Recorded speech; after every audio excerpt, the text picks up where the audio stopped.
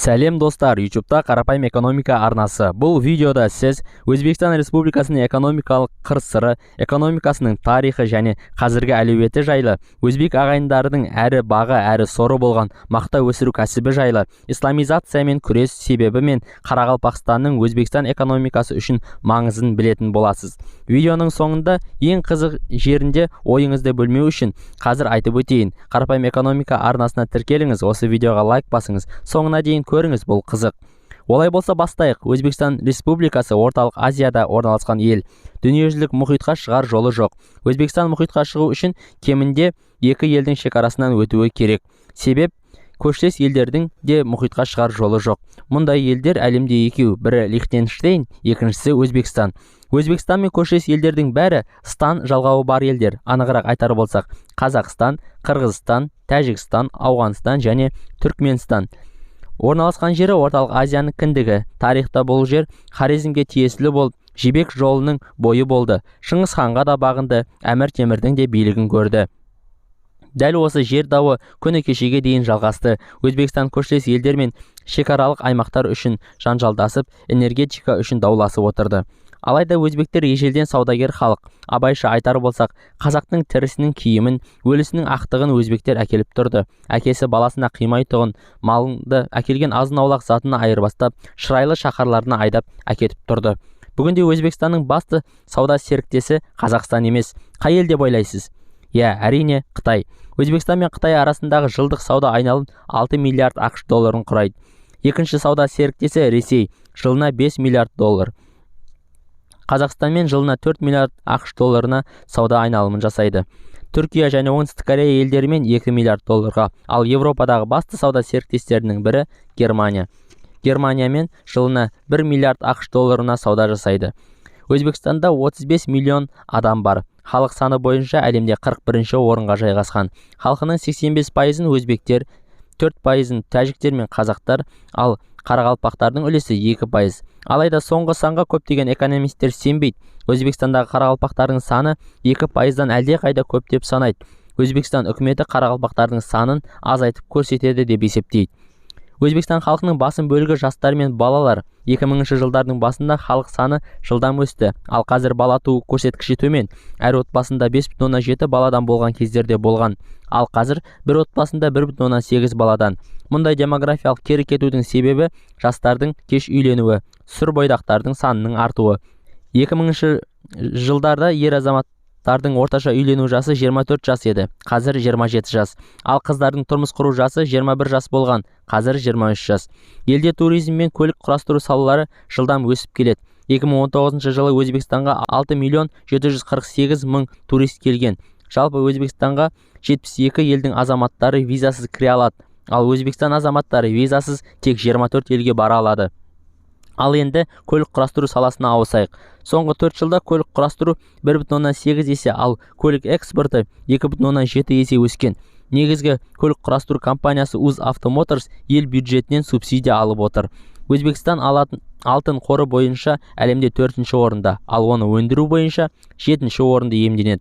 Бұл деректерді естігенде қиялыңызға бай, дамыған ел елестері анық. Алайда Өзбекстан ішкі жалпы өнімі бойынша 81-ші орында, ал жан басына шаққандағы ішкі жалпы өнім бойынша әлемде 165-ші орын, шамамен Кениямен қатарлас. Орта жалақы 250 доллардан аспайды. Неге бұлай? Мына жауап беріп көрейік. Бұл жауаптан саясаттың экономикаға әсерін анық білетін боласыз. Осыдан 31 жыл бұрын бір мемлекет 15-ке бөлінгенде өзбек бауырлар да өзбекпіз, яғни өзімізге өзіміз бекпіз деп тәуелсіз ел атанды. Жаңа елдің жаңа президенті болып ескі басшы сайланып алды. Ислам Каримов. Бұл 1991 жыл 29 желтоқсан болатын. Каримов билікте өмірінің соңына дейін отырды, яғни 26 жыл. Әр сайлау сайын шамамен 90% дауыс жинап алды. Елде сөз бостандығы болмады. Жемқорлық пен байыған түрлі кландар басқарды. Елде 1991 жылы ақ Ислам Республикасы болуға ұмтылған топ болды. Сол топты басып жаншудан бастап исламизациямен күрес басталды. Мешіттер бірінен соң бірі жабылып жатты. Осындай қудалаудан соң топтар жертөлеге тығылды, ал ол жерде оларды қадағалау мүмкін болмады. 1999 жылы Ташкентте теракт болды. 6 жарылыстан 16 адам қаза тапты. 2004 жылы Ташкентте тағы теракт. Ал тәуелсіз Өзбекстан тарихындағы ең қанды қаралы оқиға 2005 жылы Андижанда болды. 185 адам қаза тапты. Осыдан соң діни тексеріс қатаңдады. Исламизациямен кең ауқымды күрес жүргізілді. Өзбекстанда айтпай кетуге болмайтын тағы бір топ бар еді. Олар орыс тілділер. Кеңес одағы тарағанда жаңа тәуелсіз елдер тіл мәселесінде екіге бөлінді. Бір тобы орыс тілін ресми тіл етіп алды. Екінші топ орыс тіліне ешқандай статус бермеді. Орыс тілінде ресми статус берген елдер Белоруссия, Қазақстан, Қырғыз елі және Ресей Федерациясы. Ал қалған елдерде орыс тілінің ресми статусы болмады. Олардың қатарында Өзбекстан да бар. Алайда Өзбекстан қалаларында орыс тілі қолданыста болды. Тіпті парламентте де қолданылды. Себеп жоқ емес әрине. Бір ғана мысал, осыдан 100 жыл бұрын Ферғанадағы орыстардың үлесі 55% еді, ал өзбектер 21% болатын. Бүгінде өзбектердің үлесі 90%, ал 2021 жылы Өзбекстандағы балалардың 10% орыс тілінде оқуға барған. Өзбекстан кеңес одағынан тараған елдер арасында ауыл шаруашылығы бойынша Ресейден кейінгі екінші орында. Әрине бұл үлкен көрсеткіш. Бұл тенденция кеңес одағында ақ басталған болатын, яғни мақта шаруашылығы. 1976 жылы Өзбекстан СССР-ның бірінші хатшысы Шараф Рашидов Мәскеуде КПСС съезінде 4 миллион тонна мақта алғанына мақтанды. Алда бұл көрсеткіш 5-6 миллион тоннаға дейін өсіруге уәде берді.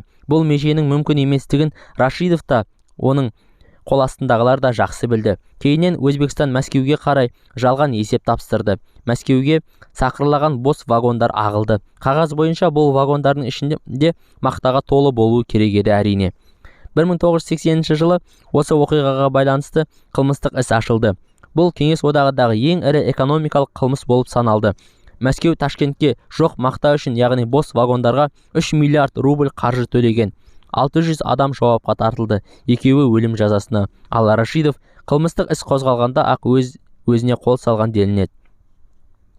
Кейіннен Өзбекстан тәуелсіз ел атанғанда Ислам Каримов бұл кәсіпке мақта өсіруге баса назар аударды. Ел шаруалары жаппай мақта екті. Мақта теруге балалар еңбегі пайдаланылды. Сол себепті елде мақта терім науқаны видеоға, фотоға түсіруге тыйым салынды. Соған қарамастан әлемде танымал Adidas, Puma сияқты компаниялар Өзбекстан мақтасына бойкот жариялады. Себеп балалар еңбегінің аяусыз пайдаланылды деп санады. Ал енді сұрақ: неге мақта екті? Басқа жеміс емес деп ойланып көріңізші. Жауабын айтсам таңғаларсыз. Мақта ел үкіметі үшін пайдалы еді. Мақтаны шаруадан алып қою оңай, оны сақтау оңай, сату да қиын емес. Дәл осы схема арқылы Өзбекстан мақта сатудан 1 миллиард доллар табыс түсіріп тұрды. Бұл елдің экспорттан түсетін табысының 3-тен 1 еді. Мақта егу арқылы Каримовтың тобы есепсіз байыды, ал Өзбекстан суды ретсіз пайдалану себебінен Арал теңізінен айырылды. Тәуелсіз Өзбекстан экспортқа тек мақтасын емес, ел азаматтарын да мигрант етіп жіберді. Қазақстан, Ресей, Оңтүстік Кореяға өзбектер аз ақшаға азапты еңбек етуге машықтанды. 2019 жылы Ресейдегі өзбек ағайындар еліне 4 миллиард ақш долларын аударған. Бұл Өзбекстанның ішкі жалпы өнімінің 7%. Бұл күнде Өзбекстан жылдам реформа жасап жатқан 20 елдің қатарында. Елде темір жол саласы қарқынды дамыды. Мирзиёев президент болған жылдары елде өнеркәсіп өркендеді. Алайда Шавкат Мирзиёев өзінің диктатуралық амбициясы бар екенін анық көрсетті. Ел конституциясына өзгеріс енгізіп, өзін қайта сайлана алатындай етті. Ел көтеріліп кетпеу үшін бұл заңды Қарақалпақстанды суверенитеттігінен айыру туралы заңмен қатар қабылдады. Анығында бұған ешбір себеп жоқ еді. Себебі Қарақалпақ бауырларымыз Өзбекстан территориясының 40%-ын алып жатса да, ешқашан референдум арқылы тәуелсіз ел бола алмас еді. Себебі Қарақалпақстанның өзінде қарақалпақтардың саны өзбектерден 3 есе аз. Ел назарын басқаға бұру арқылы Мирзиёев дегеніне жетті. Президент туралы заң өзгерді. Ал Қарақалпақ бауырларымыз да өз суверенитеттігін сақтап қалды. Әрине, қан төгу арқылы. Қарақалпақстан туралы үлкен шығарылым көргіңіз келсе, комментарийге жазыңыз. Көп адам сұраса, жасаймыз. 90 ауыз сөздің толық түйінін айтар болсақ, Өзбекстан экономикалық жан-жақты дамып, орталық Азия жолбарысына айналғысы келеді. Алайда саяси бостандығы жоқ елде экономикалық өсім көрсету қиын, әрі автократиялық елдерге шетел инвесторлары да сенімсіздікпен қарайды. Өзбекстанның басты байлығы еңбексүйгіш Өзбекстан халқы. Осы еңбексүйгіш халыққа билік берілгенде ғана Өзбекстан орталық Азияның жолбарысына айналар еді. Қарапайым экономика арнасына тіркеліңіз. Өзбекстан туралы ойыңызды комментарийге жазыңыз, талқылайық. Арнамыздағы басқа да қызықты экономикалық видеоларды көріңіз. Аман сау болыңыз.